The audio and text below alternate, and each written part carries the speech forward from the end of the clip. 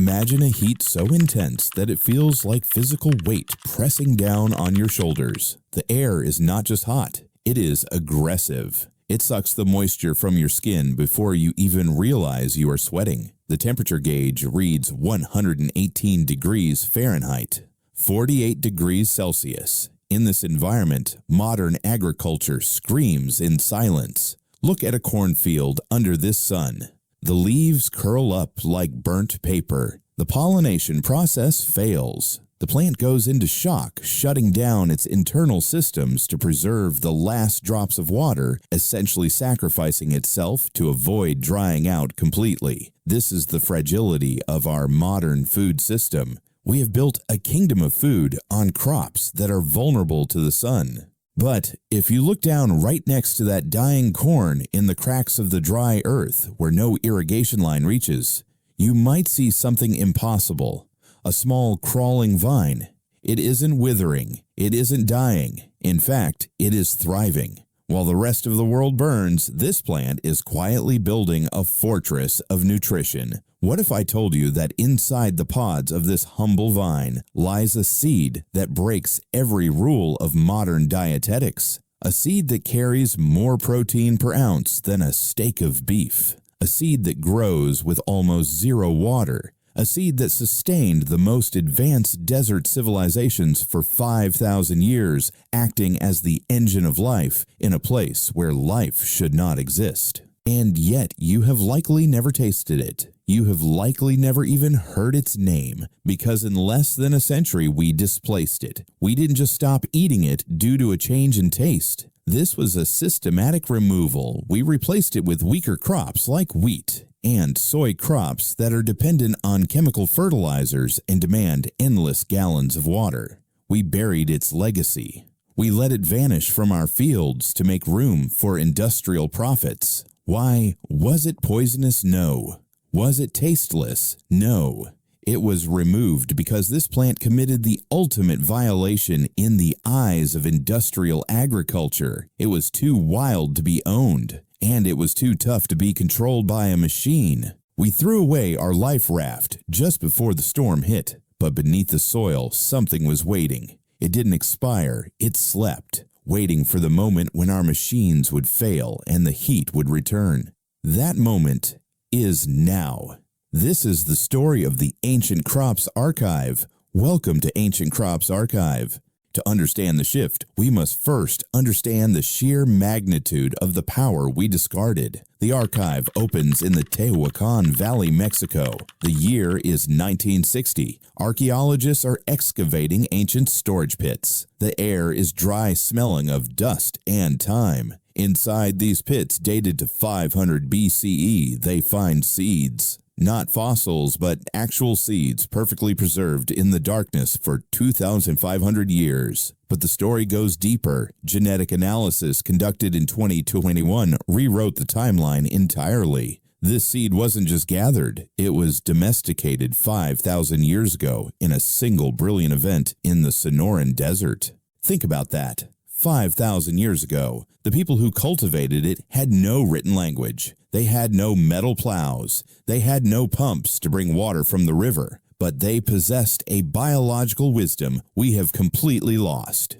In a land where survival meant making a life or death choice about what to plant, before the brief rains came, they didn't choose corn. They didn't choose wheat. They chose this bean, not for sentiment, but for survival. This is the Tepary bean, scientifically known as Phaseolus acutifolius. Let's look at the hardware of this plant. It was engineered by millions of years of brutal evolution for one specific purpose: to live where nothing else could. Its genome is a fortress. When the temperature hits 118 degrees, the cellular structure of most plants begins to disintegrate. But the Tepary bean activates a hidden defense mechanism. It produces special soluble fibers and amino sugars that wrap around its proteins, preventing them from breaking down. It is like putting on a cooling suit in the middle of a fire. When the rains fail, it doesn't panic. Its leaves perform a calculated maneuver. They fold up during the heat of the day to minimize surface area, locking moisture inside. They open only at night under the starlight to breathe. It fixes nitrogen from the air, pushing nutrients back into the dead sand, actually restoring the soil it grows in. And the payload. This isn't just survival food, it is muscle fuel. Tepary beans produce more protein per ounce than beef, up to 25 grams per 100 grams of bean. Compare that to the genetically modified corn we grow today, which is mostly sugar and starch. The Tohono O'odham people called it tapawi. To them, it was sacred. Their oral tradition tells us just how vital it was. They say the Milky Way, that vast river of stars across the night sky, is not made of stars at all. It is made of white tepary beans scattered by the gods. That is how abundant it was. It was their universe. By 1,000 years ago, the Hohokam people were cultivating it using a method that defies modern logic. They didn't build dams. They didn't drill wells. They planted them in arroyos, dry washes that would flood violently and briefly during the monsoon rains. While modern crops would drown or wash away, the tepary bean was waiting for exactly this chaos. It germinates with a single rain. It races against the sun, maturing in just 60 days. 2 monsoon rains meant 1 full harvest. In regions where rainfall was just 3 inches annually, a guaranteed failure for wheat, the tepary bean still produced millions of pounds of food. It sustained entire communities. It built strong bodies. Before processed foods arrived, the Tohono O'odham rarely struggled with the metabolic issues we see today. So, how did a crop this powerful vanish? The erasure didn't happen overnight. It was a slow, deliberate suppression. And it wasn't nature that removed the tepary. It was ideology. The first blow struck in the 1600s with the arrival of the Spanish missionaries. They came with a cross in one hand and a bag of wheat seeds in the other. To the European mind, civilization looked like bread. It looked like rows of wheat and barley. It looked like cattle grazing in green pastures. The tepary bean, it looked wild. It grew in the dirt, without order, without fences. A Jesuit journal from 1694 described the crop as too wild to control. That line says everything. In the colonial order, a plant that grew without irrigation, without ownership, without dependence, was a threat. If the natives could feed themselves from the desert floor, how could they be forced to work the mission fields? But the bean survived the missionaries. It hid in the gardens of the stubborn. The final decisive shift didn't come until the 1930s and 40s. This time, the instrument was not religion. It was mechanization.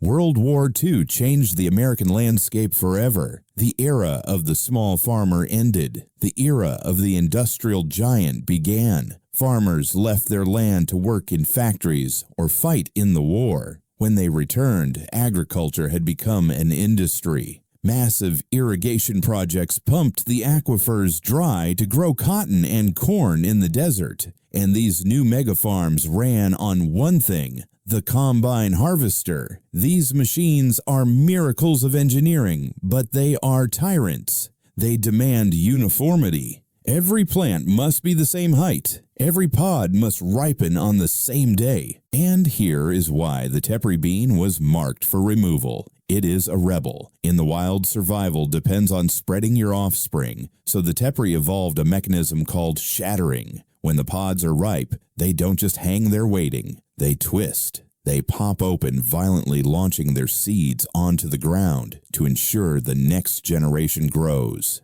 It is a brilliant evolutionary strategy, but to a machine, it is a defect. The machine cannot wait. The machine cannot pick seeds off the dirt. Because the tepary refused to hold on to its seeds for the convenience of the combine harvester, the agricultural departments labeled it unsuitable for commercial production. They didn't try to fix the machine to fit the bean. They destroyed the bean to fit the machine. Government subsidies flowed to corn, soy, and wheat. The water that once watered the Tepary fields was diverted to industrial cotton. The Tohono O'odham were left dry.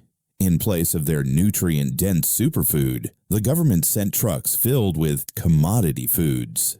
Bleached white flour, processed sugar, lard, canned syrup.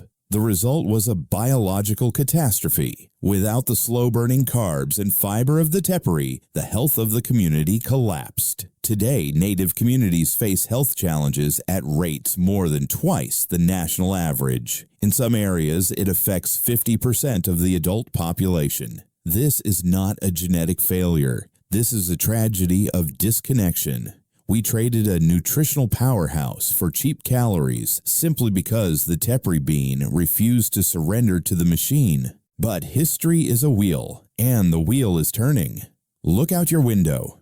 The industrial miracle is fading. The American West is currently in the grip of a mega drought, the worst in 200 years. The Colorado River is dying. The aquifers are collapsing. Climate models warn that global crop yields could fall drastically by 2050 because of rising heat. The corn struggles to pollinate. The soybeans are dropping in yield. Even wheat is showing weakness under the relentless 110-degree sun. The fragility of the system we built is being exposed. The machines can harvest the corn, but they cannot make it rain. Farmers are desperate. Scientists are raising the alarm. And suddenly, the agricultural departments are remembering the weed they tried to suppress. But the bean was never truly lost. It was saved by those who refused to obey. People like Ramona Button and the grassroots organization Tohono O'odham Community Action. They found a few beans saved in old trunks and clay jar seeds that should have been lost, kept like heirlooms by elders who whispered their names to the next generation. When agricultural researchers finally humbled themselves and tested these seeds near Tucson, the results silenced the room. Even with almost no irrigation, the Tepary produced a full crop. It used less than 1/3 the water of soybeans. Scientists now call it America's survival crop. They want to crossbreed it. They want to patent its genes. But the Tepary bean does not belong to them. It belongs to the earth. And it belongs to you. This is not just a backup plan for the government. It is a blueprint for your independence. Growing the Tepary bean today is an act of defiance. It refuses to be patented. It refuses to need fertilizer. It refuses to fade. When you plant this seed, you are not just gardening. You are building a stronghold. You are declaring that when the industrial system falters, when the supermarket shelves are empty, when the water is rationed, you will remain. As one elder told the researchers, we grow it because it remembers how to live when everything else forgets. This knowledge is buried in every seed waiting for hands willing to dig. Climate change is coming. The industrial food system is fragile, but the abundance was always here, growing in the dirt free. The Tepary bean is just the first key. We have unlocked the first door, but the forgotten list is long. Chufa, sunchoke, purslane. The secrets are waiting. If this vault opened something for you, subscribe to Ancient Crops Archive. Every like and every share preserves what they tried to erase. Prepare your garden. The next vault opens soon.